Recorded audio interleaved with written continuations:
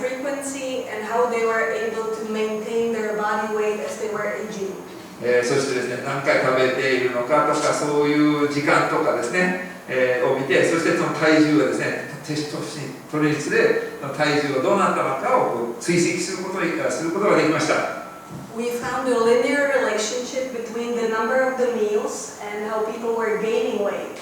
で、この BMI ですね、体重なんですけど、それとですね、何回食事したかによって非常に直線的な、比例しているというかね、相関関係が見ることができました。Eating 3 meals a day was the reference group. It was the largest group. Most people were eating 3 meals a day, breakfast, lunch, and dinner.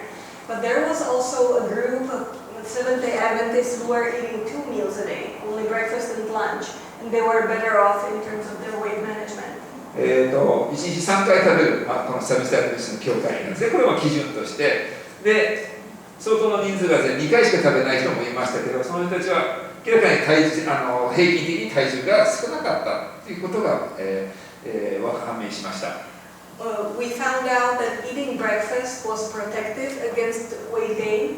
そして体重の増加にですね、ちゃんと朝ごはん食べたイエスという人たちはやっぱり体重が低かったんですね。朝ごはんの時の